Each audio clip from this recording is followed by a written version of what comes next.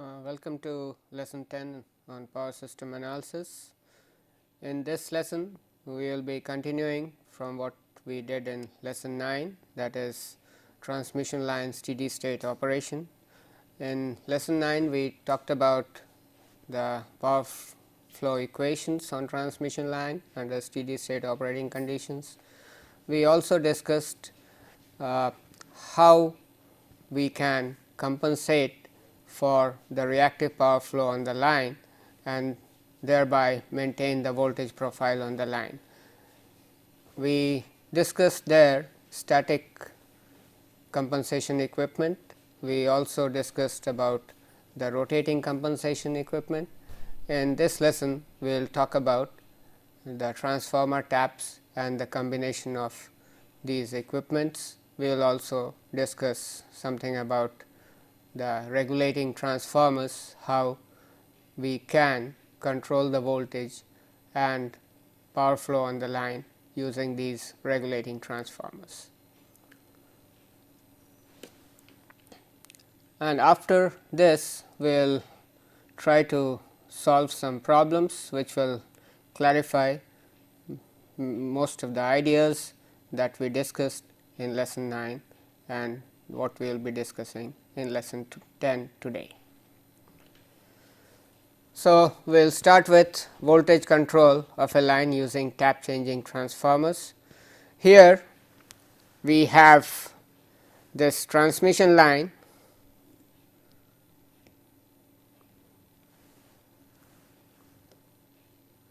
We have the transmission line given by its simple short line model of R plus j x. We have neglected the shunt capacitance for the line in this model, and we have a step up transformer at the sending end.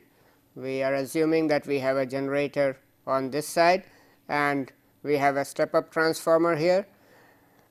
On this transformer, we have a number of taps on the high voltage side, thereby by changing the taps we change the turns ratio and therefore, the output voltage of the transformer or the voltage of the transformer on the high voltage side.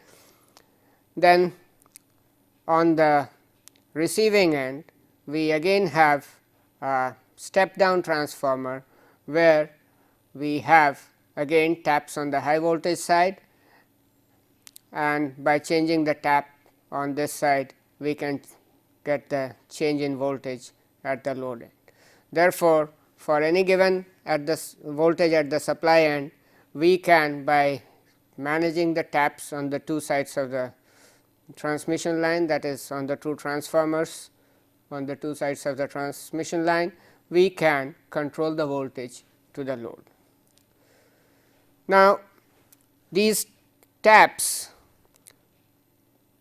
are what we call as off nominal tap, that is, if it is placed in a position where it is the nominal turns ratio of the transformer. Suppose this is a 11 kV to 220 kV transformer, then when we are putting 11 kV on this side and the low voltage side, and if we put the tap at the nominal position, then we will get 220 kV on the high voltage side.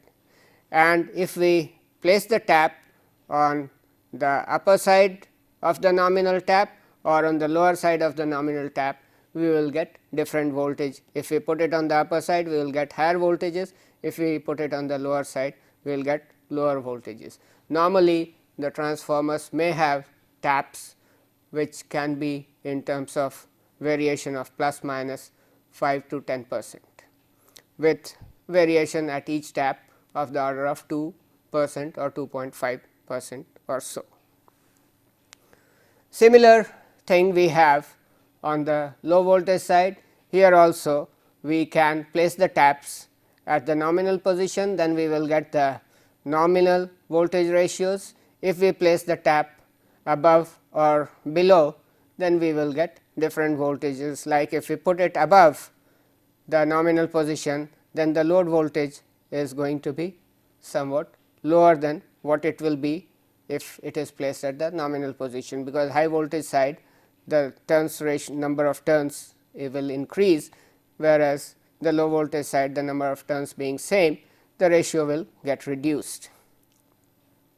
So, similarly, if we put it on the on the lower side of the nominal, we will get somewhat higher voltage on the low voltage side.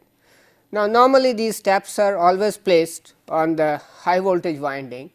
One reason is the high voltage winding will be carrying much less current, and therefore, when we are changing this tap, especially if we have on load tap changing transformer, that is OLTC, then the current will be much lower here. Also, it has been found that if we place the taps on the high voltage side, we get a much better voltage control than if we place it on the low voltage side. So, here I am showing in this diagram that we have a voltage T s into V 1 at the sending end, where T s is the off nominal tap ratio. It can be in terms of, say, if it is at 10% above the normal, then the value of T s is 1.1. If it is, say, at 5% below the nominal, then the value of T s will be 0.95. Similarly, on the receiving end side, we have the off nominal tap ratio as T r, and therefore, the voltage here will be T r into V 2. Now, writing the circuit equation for this, we have T s into V 1, that is, if we go here, T s into V 1 will be equal to T r into V 2 plus the drop which takes place here. If the current flowing in this line is I, then it will be I into Z, Z is equal to R plus j x. Therefore, we have T s into V 1 is equal to T r V 2 plus I into Z. Now, this will be approximately equal to T r into V 2 plus I into Z is I into R plus j x, which we can write as approximately equal to I into R cos theta plus I into x sin theta. Now, we also know that I cos theta will be equal to P by T r into V 2, because T r into V 2 is the voltage. So, V I cos theta is equal to the real power P. Therefore, I cos theta is equal to P by T r into V 2, and similarly, we have the reactive power Q is equal to T r into V 2 into I sin theta. This is the voltage into I sin theta is equal to Q. So, I sin theta is equal to Q by T r into V 2. Therefore, substituting these, we will get T s into V 1 is equal to T r V 2 plus this is R into I cos theta. So, R into I cos theta we are replacing by P by T r V 2. So, R into P by T r V 2 plus I x into I sin theta. So, x into Q by T r V 2, this is I sin theta we have substituted here. Normally, what we do is we want to keep T s into T r as equal to 1, because this is what will make the voltages proper on both sides. So, the product T s T r is generally kept as 1. Then if we do that, then we can write T r is equal to 1 by T s, and therefore, substituting that we get T s is equal to 1 by V 1, that is V 1 T s is equal to V 2 by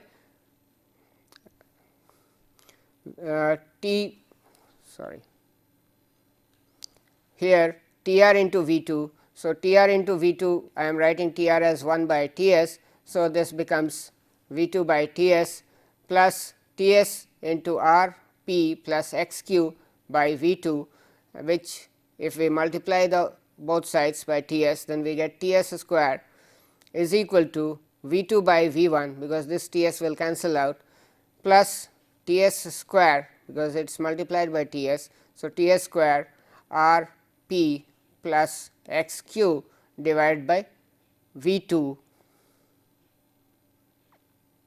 I am sorry, this should be V 1 V 2. and therefore, if we take this thing on this side, then we will get T s square 1 minus R p plus x q divided by V 1 V 2, because this here is V 1 V 2. So, 1 minus R p plus x q V 1 divided by V 1 V 2 is equal to this term V 2 by V 1. So, from this we can find out the value of T s for a complete compensation, that is when V 1 is equal to V 2. Mind it, we are writing all these values V 1 V 2 as per unit values. So, if we want both of them to be 1 per unit, then we can write this as V 1 is equal to V 2, or both side voltages becoming equal in this case here and here, both the voltages on the transmission line two ends being equal, that is the line is fully compensated, then V 1 is equal to V 2 and T s can be found out from this relationship from here, because V 2 by V 1 will be equal to 1, and solving this we will get the value of T s. Once we get T s, we know T r is equal to 1 by T s. So, we can also solve for T r. In fact, for any ratio of V 1 V 2, we can solve this for T s and then T r. Now, sometimes we would like to use a combination of the transformer taps as well as the reactive power injection devices, such as static VAR systems or static compensation, any static compensation device like maybe STATCOM and other devices. So, here I am showing this, there is between these two buses voltage V 1 is at the sending end and voltage V 2 is at the receiving end. We have a transmission line and maybe a 3 winding transformer which is connected near the receiving end, and the tertiary of the transformer we connect the static VAR system or static compensation device. The primary side we have this transmission line connected to the sending end, and secondary side we have the load connected, that is it is the receiving end bus.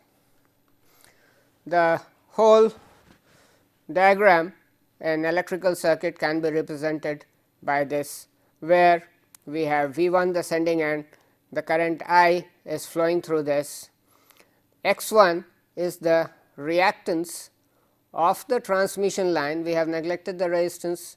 So, it is the reactance of the transmission line plus the reactance of the primary side of the transformer winding. X 2 is the reactance of the secondary side of the transformer winding, and X 3 is the reactance of the tertiary winding. And we have this as the transformation ratio, the transformer is shown here. Here we have the transformation ratio and we have a variable tap, that is T 1 2 is showing a variable tap between primary and secondary. So, by changing this T 1 2 we are basically changing the tap on the secondary side of this. Similarly, we have here on the tertiary we have connected the static VAR system or the STATCOM, which is a static compensation device. Normally, all these compensating devices we connect to the tertiary, and also it is always connected to the low voltage side, for a simple reason, because developing or making these devices with low voltage is much cheaper compared to making these devices for very high voltage system. So, therefore, we normally connect these devices at the low voltage end. So, this is connected on the tertiary. Now, if you see, if P plus j q is the power which is coming from the sending end, we will have at the receiving end the power P r plus j q r, and if we want that the voltage of the system to be maintained, then what we need is to transfer less amount of reactive power from here.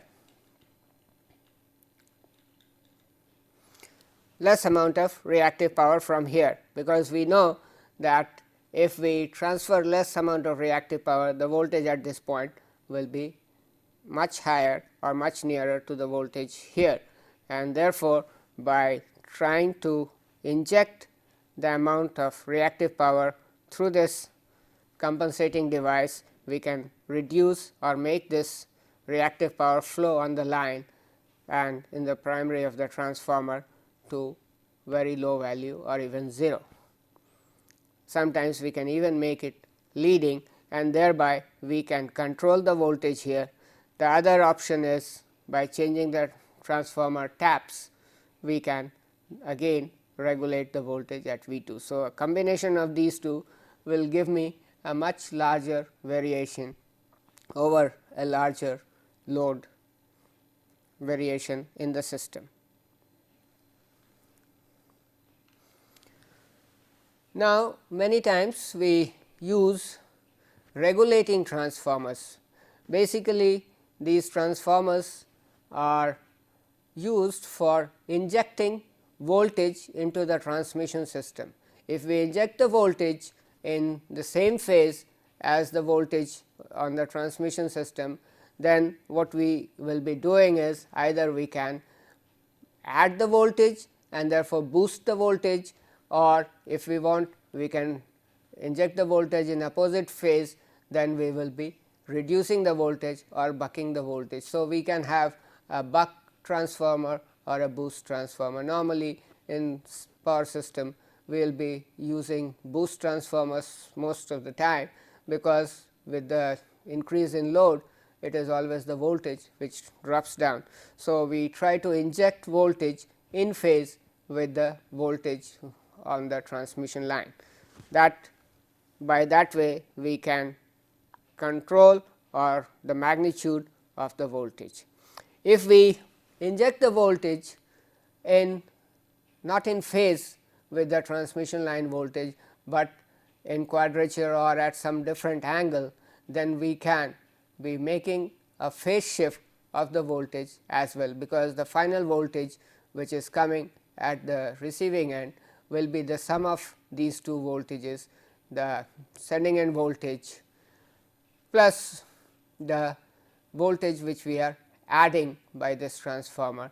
And since these two are phasors and they are not in same phase, we will get the resultant voltage having some phase difference from the voltage at the sending end or at the primary side of these transformers. So, here this is a voltage magnitude controller or regulating transformer which controls the voltage magnitude only. If you look at this, here we have this transformer winding, which is a 3-phase winding connected to the 3-phase transformer, and we have taps on this winding. Now, based on all these 3 taps on the 3 phases are all ganged. So, they will move together. So, what we get is this voltage, whatever voltage we want here between these 2 points, will get injected here. So, this voltage can be added to the transmission line voltage in the same phase. Here this voltage is in the same phase as this voltage, and therefore, the voltage here is going to be the voltage at this point plus this voltage that we have added, because it is in phase. The same thing happens in all the 3 phases, and therefore, the secondary voltage gets increased by the amount of the voltage that we have injected. This is the way how we use the regulating transformer for increasing the magnitude of the voltage at the secondary of this regulating transformer. Now, the same thing if we do by injecting voltage which is not in phase, but in quadrature. If you look at this transformer, we have a transformer here like this, which is connected to the primary 3 phases A n, B n and C n are connected at these points. We have another winding which has half on this side and half on this side, that is the midpoint is connected to this point A, and this winding is having the phase of B c. Similarly, we have a winding here which is connected at the midpoint to B, and this has a phase which is same as A c. Similarly, we have another winding which is connected at the midpoint to phase C, and this has a phase which is same as A b. In this way, what we do is, if you look at the phase A voltage will be like this. Phase A voltage will be like this, phase B voltage will be like this, and phase C voltage will be like this.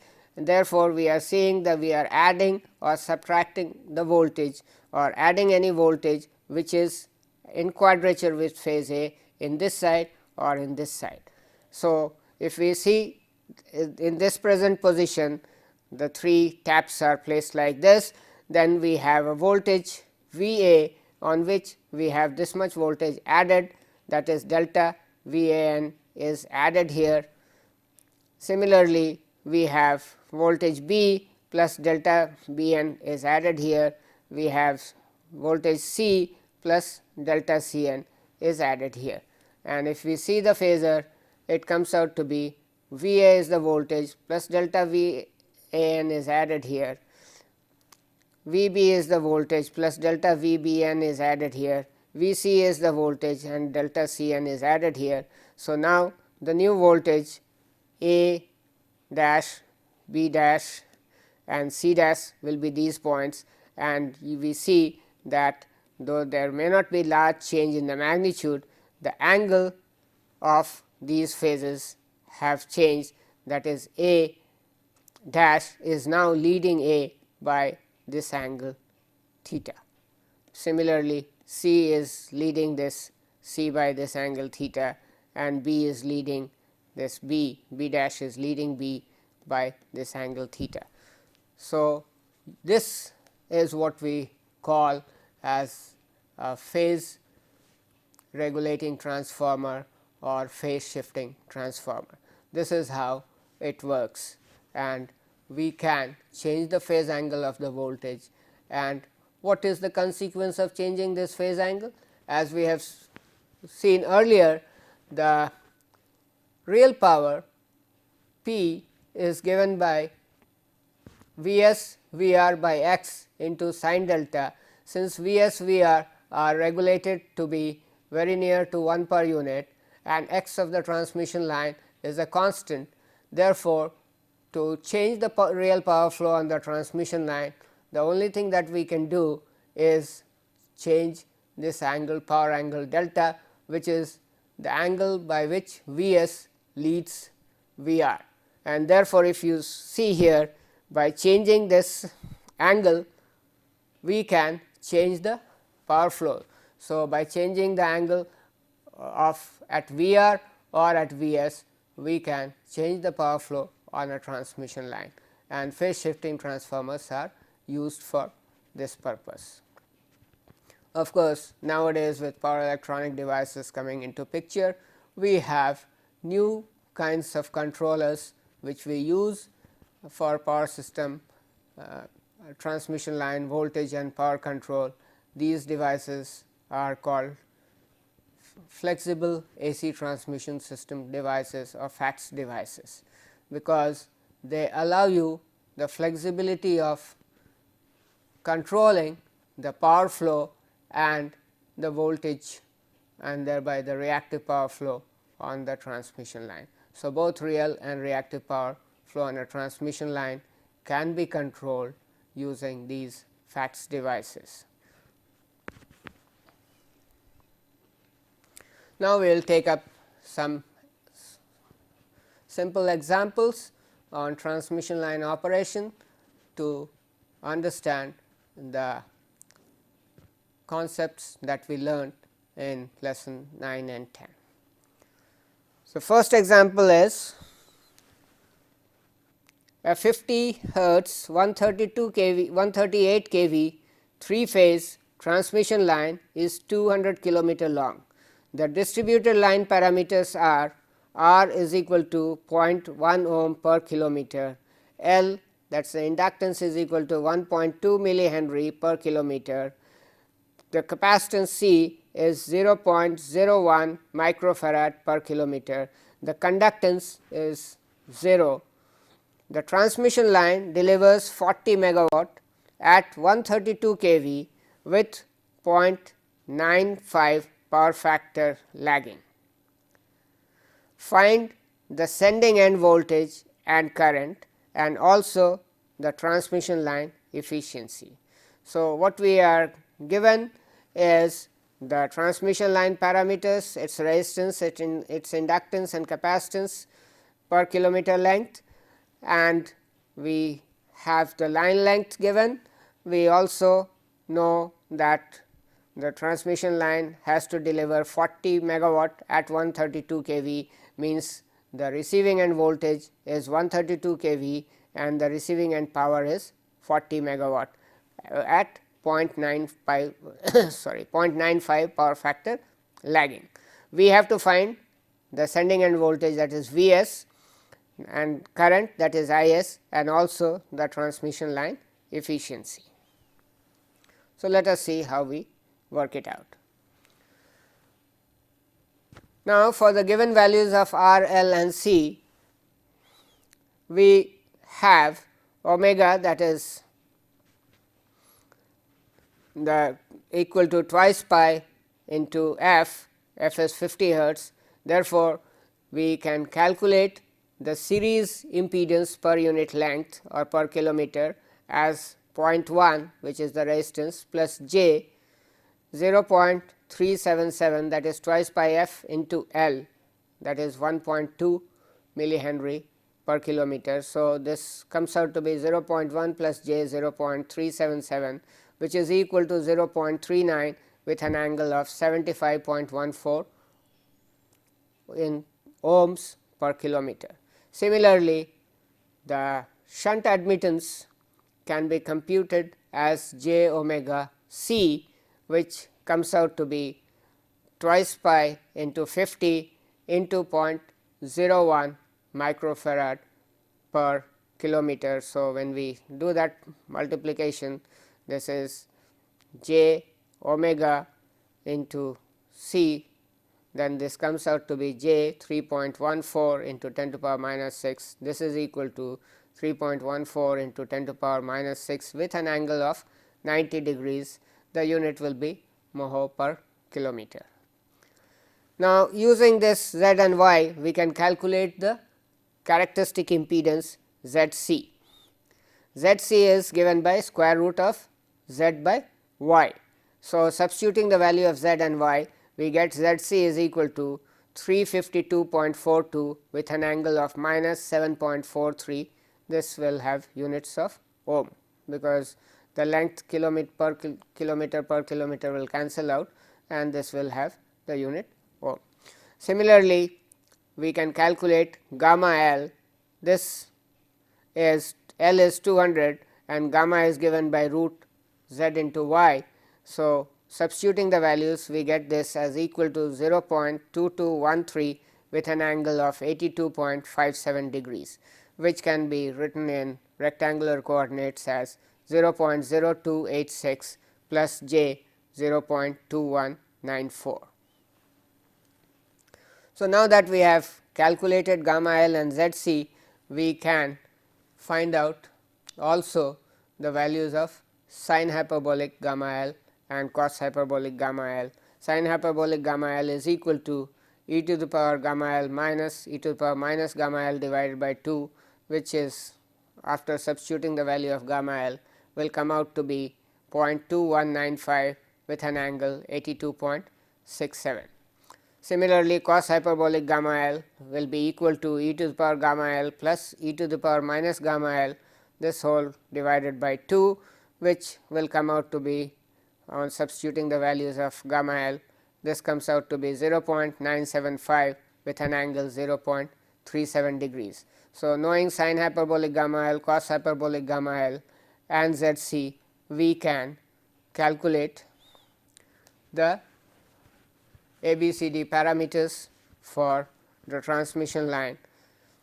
Now, the value of power and voltage specified in the problem refers to 3 phase and line to line quantities.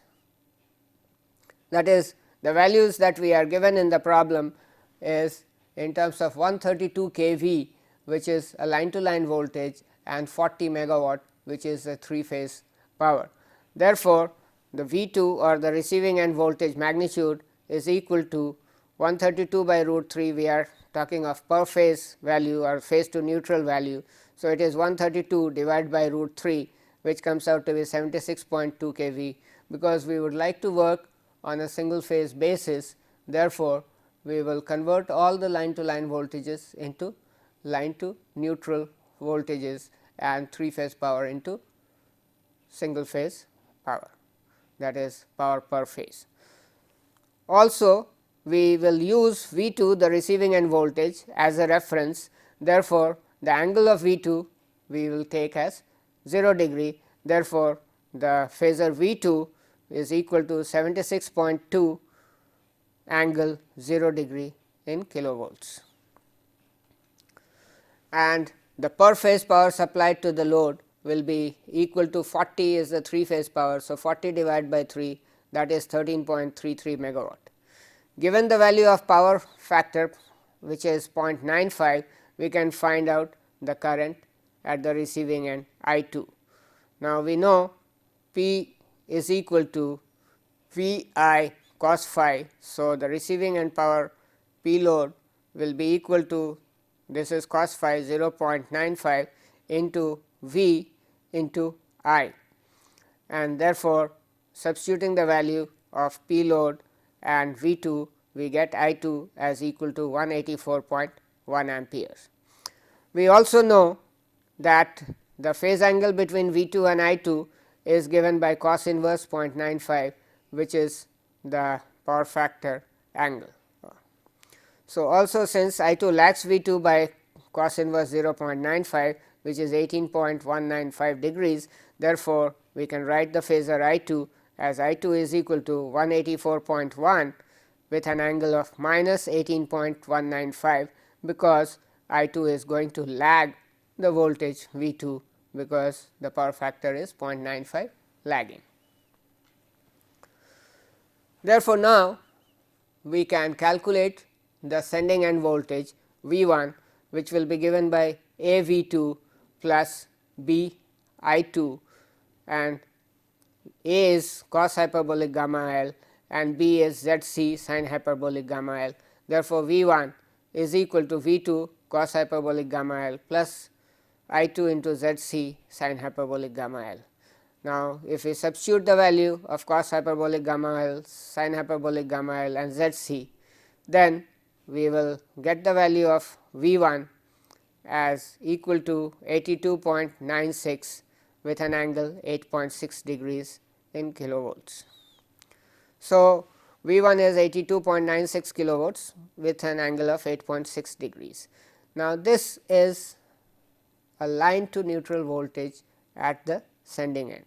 Similarly, we can calculate the sending end current I 1, which will be equal to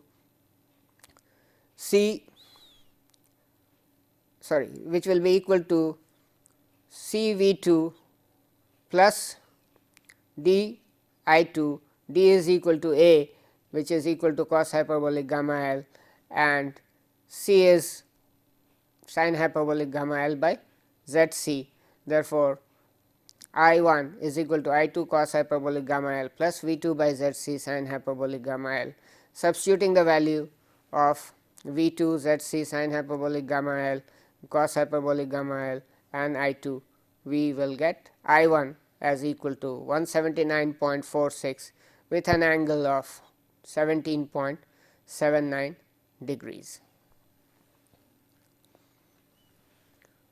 Now, we can calculate the efficiency of the transmission So, per phase input power will be given by real part of V 1 I 1 conjugate. If we do this multiplication, because we know V 1 is this and I 1 is this, we will take a conjugate, which means we will put a negative sign to this angle and then we multiply these two, then we are going to get, and we take only the real part of that, then we get this as equal to 14.69 megawatt. Now, per phase power which is received is 40 by 3, which is 13.33. Therefore, efficiency of transmission is output divided by input, which comes out to be 13.33 divided by 14.69, that is 0.907, or the efficiency is 90.7%. So, this is one simple problem that we solved. Now, we will take up another problem. Now, this problem states a 3 phase 132 kV overhead line delivers 60 MVA. Mind it, this is 60 MVA, not megawatt, 60 MVA at 132 kV and power factor 0.8 lagging at its receiving end. That is, VR or V 2 is given as 132 kV and the SR is the MVA value is given as 60 MVA at 0.8 power factor lagging. The constants of the line are given as A is equal to 0.98 with an angle 3 degrees and B is equal to 100 with an angle 75 degrees ohms per phase. Now, we need to find for this system sending end voltage and power angle, B sending end active and reactive power, C the line losses and wars absorbed by the line. Also, we would like to find out the capacity of static compensation equipment at the receiving end to reduce the sending end voltage to 145 kV for the same load conditions. That is, whatever voltage we have found out in A will be somewhat higher, and if we want to reduce this voltage by keeping the receiving end voltage is kept at 132 and now we want to keep the sending end voltage also at 145 only. That is, we do not want the voltage at the sending end to go beyond 145 kV, and therefore, we will require some compensation, reactive power compensation at the receiving end. So, we need to find out what is the rating of the compensating equipment for such a condition. Also, we need to find the unity power factor load which can be supplied at the receiving end with 132 kV as the line voltage at both the ends. Now, if we want to keep the voltage at both ends at 132 kV, then what is the amount of unity power factor load, that is purely resistive load, which can be supplied by this transmission line. When we are working with 3 phase system, especially when we are calculating voltages and current, it is always better to work with the phase to neutral voltages and the currents flowing in each phase. So, what we do is first we calculate the phase voltage. Now, for the receiving end we have been given the voltage as 132 kV line to line. So, we divide it by root 3 to get the phase voltage, which comes out to be 76,210 volts, that is 76.21 kV, and we are choosing this receiving end voltage as a reference voltage. So, we fix its angle as 0 degree. Now, next what we have to do is we need to find out the current at the receiving end. We know that the power at the receiving end is given as 60 MVA at a power factor of 0.8 power lagging. So, what we do is 60 into 10 to the power 6 gives us the 60 MVA, we divide it by the phase voltage. So, root 3 into the line voltage. So, this is 3 into 0.5, 3 to the power 0.5, that is root 3 into the line voltage, which is 132 kV, and the angle is given as cos inverse 0.8 with a minus sign to take care of the lagging power factor. When we do this mathematics, we will get the receiving end current as 262.43 amperes with an angle of minus 36.87 degrees. Next is we need to calculate the sending end voltage. Vs we know is equal to A into Vr plus B into Ir, since we have already calculated Vr as shown here and Ir as shown here. So, we substitute these values. So, A is given as 0.98 angle 3 degrees, Vr is 76,210 volts, plus B is given as 100 angle 75 degrees, and Ir is given as 262.43 with an angle of minus 36.87 degrees. Now, here we have not taken any angle here, because the angle of Vr is 0 degree, which is the reference angle with respect to which we are calculating all angles. So, when we do this calculation, we find this as 74,685.8 with an angle of 3 degrees plus 26,243 with an angle of 38.13 degrees. And finally, when we calculate this, we get this out as 74.59 plus j 3.909, which we are, this polar coordinate value is converted into rectangular coordinate values, and this polar coordinate values is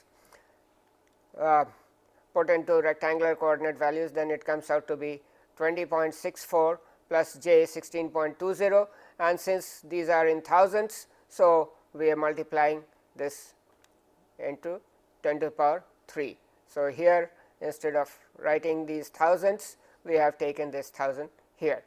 So, when we do this calculation, this comes out to be 95.23 plus j 20.11 into 10 to the power 3, that is equal to 97.33 into 10 to the power 3 volts with an angle of 11.92, which tells us that the sending end voltage, phase to neutral voltage, is 97.33 kV, and the power angle is 11.92 volts, because this is the angle of the sending end with respect to the reference. If we want to find out the line to line voltage at the sending end, then we multiply this by root 3. So, when we do this, we get this as 168.58 kV, and the power angle, as we have seen, is equal to 11.92 degrees.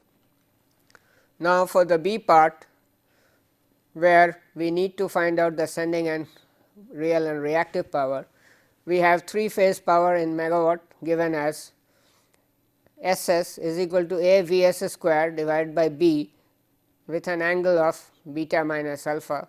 For division by B, we are writing B inverse, that is 1 by B, minus Vr Vs divided by B with an angle beta plus delta.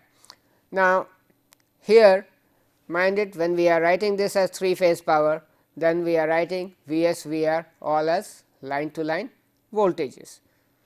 Therefore, substituting the values, we have A is 0.98, Vs is 168.58. So, into 168.58 square divided by B, which is 100 at an angle of beta is 75 and alpha is 3 degrees,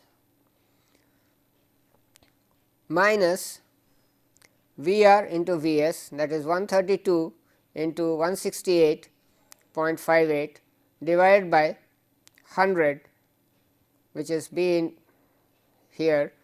So, with an angle of beta plus delta, that is 75 degrees is beta, plus delta is 11.92 as we have calculated in the previous part. So, putting all these values and solving, we have got this SS is equal to 278.49 at an angle of 72 degrees minus 222.53 at an angle of 86.92. We do this calculation for calculating the real part, what we need to do is take the cos of these angles, and for reactive power we take the sine of these angles. So, P s is equal to 278.49 cos 72 minus 222.53 cos 86.92, which comes out to be 86.06 minus 11.696, that is the sending end real power is 74.10 megawatt. Now, since we have used these kilovolt values here, the power will be in megawatt, because multiplication of 10 to the power 3 and 10 to the power 3 will give me 10 to the power 6. So, the power here is directly in megawatt when we are using the voltages as kilovolts, and if we are using line to line voltages, then the power is a 3 phase power. So, this is a 3 phase power, sending end power is equal to 74.10 megawatt. Similarly, we can calculate the sending end reactive power Q s, which will be 278.49 into sine of 72 degrees minus 222.53 into sine of 86.92 degrees. That is, we have to take the sine of the angles what we had got for S s. Therefore, this comes out to be 264.89 minus 222.21, which is equal to 42.65 megawatts lagging. So, this way we have calculated the sending end real and reactive power. Now, in part C we need to calculate the line losses and the megawatt absorbed by the line. So, line losses will be nothing but whatever sending end power is there and whatever power is received. If we take the difference of the two, that much amount of real power is lost in the line or lost in the resistance of the line or dissipated by the resistance of the line.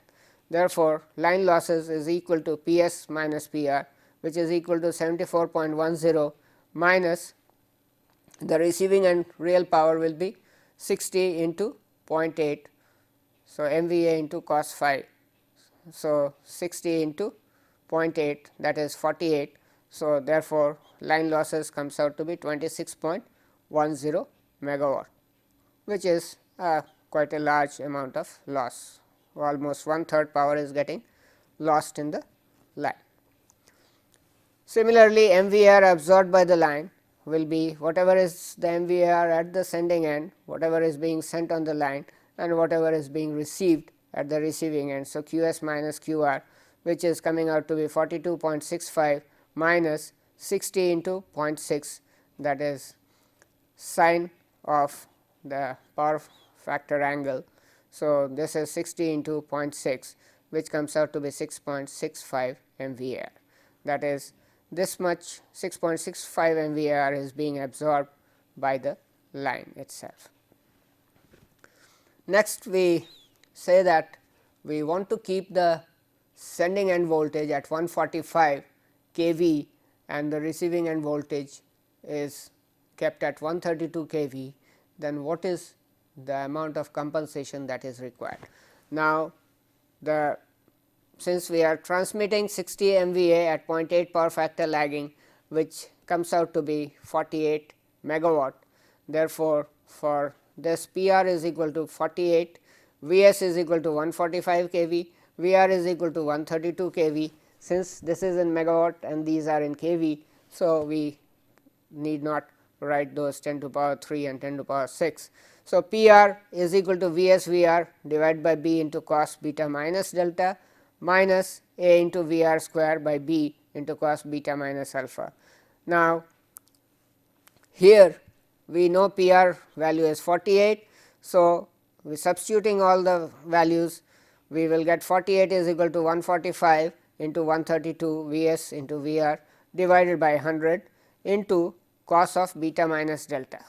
Now, here we do not know, we know beta, but we do not know delta for this particular operating condition.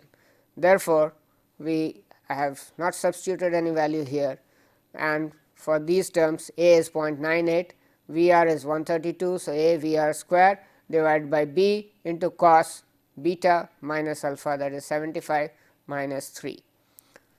Now, from this again if we solve this, we will get cos beta minus delta is equal to 0.5275 or angle beta minus delta is equal to 58.16 degrees. Now, we know beta as 75. So, we can calculate delta very easily, but we do not need the delta value as such. What we need is angle beta minus delta. So, we will use this. Now, we know q r is equal to V s V r divided by B into sin beta minus delta minus A V r square divided by B into sin beta minus alpha. So, again substituting the values, we will get q r is equal to 145 into 132 divided by 100 into sin 58.16, this is beta minus delta, into A 0.98 into V r square 132 square divided by 100 into sin 72 degrees. So, after calculating, this comes out to 162.60 minus 162.40, which is equal to 0.2 megavar. Thus, for a V s of 145 kV, V r and V r of 132 kV with P r 48 megawatt, a lagging megavar of 0.2 will be supplied from the line along with the real power of 48 megawatt. Now, since the load requires 60 into 0.6, that is 36 megawars lagging, the static compensation equipment must supply the rest, because the line will supply only 0.2 megawatt. So, the static equipment must deliver 36 minus 0.2, that is 35.8 megawatt lagging, or it must, or we can say it must absorb 35.8 megawatt leading. That means, the static compensation there has to be capacitive to provide this much megawatt. The capacity of static capacitor is therefore 35.8 megawatt. The third part was, if we keep both V s and V r equal to 132 kV and the load is unity power factor, that is q r is equal to 0, then what will be the power that we can supply. So, using this identity q r is equal to 0, we will write q r relationship as q r is equal to V s V r by B into sin beta minus delta minus A V r square by B into sin beta minus alpha, and substituting all the values here, we can calculate the angle beta minus delta, which comes out to be 68.75 degrees. Now, since we have calculated beta minus delta, we can write down the equation for P r, V s V r by B into cos beta minus delta minus A V r square by B into cos beta minus alpha. Now, substituting all the values, we will get this as 10.36 megawatt. That is, if we want to keep the voltage at both ends equal to 132 kV and we want to supply a unity power factor load, then the load that we can supply will be only 10.36 megawatt. Now, let us take another example. A 220 kV line has tap changing transformers at both ends. The transformers at the sending end has nominal ratio of 11 to 220 kV, and at the receiving end 220 to 11 kV. So, step up transformer at the sending end, step down transformer at the receiving end. The line impedance is 10 plus j 40. Again we are using a short line model. So, 10 plus j 40 ohms, and the load at the receiving end is 100 megawatt at 0.9 power factor lagging. Assuming that the product of off nominal tap settings is 1, that is T s into T r is equal to 1, as we said earlier, find the tap settings to give 11 kV at load bus. Okay. So, this is the example for what we did for tap changing transformer in today's class. So, now S is equal to 100 MVA, that is 100 megawatt is being transmitted at 0.9 power factor lagging. So, S per phase will be 100 into 10 to the power 6, this is megawatt, divided by 3. So, that is megawatt per phase divided by 0.9 will give me, because 0.9 is the power factor, this will give me the MVA. So, this is megawatt divided by the power factor gives me the MVA. So, this comes out to be 37.03 into 10 to the power 6 volt ampere, or 37.06 MVA per phase, and P is known as 100 megawatt. So, per phase is 33.33 megawatt. Therefore, we can calculate what is the value of Q. Q will be S square minus P square, square root of that. So, this comes out to be 16.16 megawatt per phase. Now, we have V 1 is equal to V 2 is equal to 220 kV, and since we want to work out on a per phase basis. So, we divide it by root 3. So, we will get the line to neutral voltage. So, 220 into 10 to the power 3 divided by root 3 volts, this is coming out to be 127.02 kilovolts.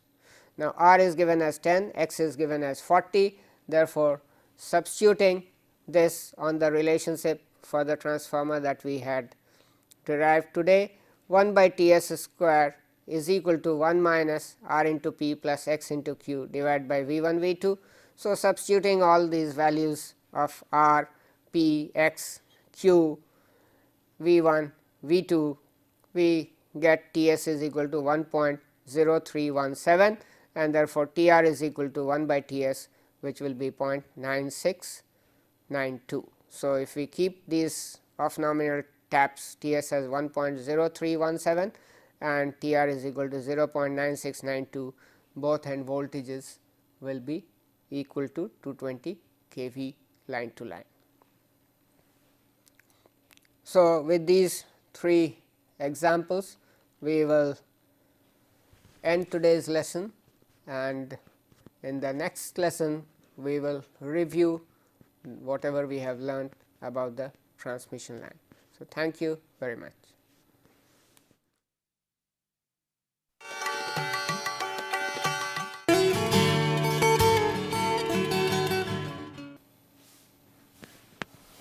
Welcome to lesson 11 on power system analysis.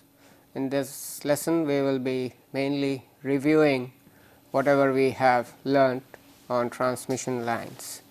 That is, basically we will be again going through the whole set of lessons that we did, that is from lesson 3 to lesson 10, and we will try to recapitulate whatever we have learnt in those lessons. In this lesson, we will start with introduction to transmission systems. So, with this we stop today, and we will continue with this review in the next lesson. Thank you.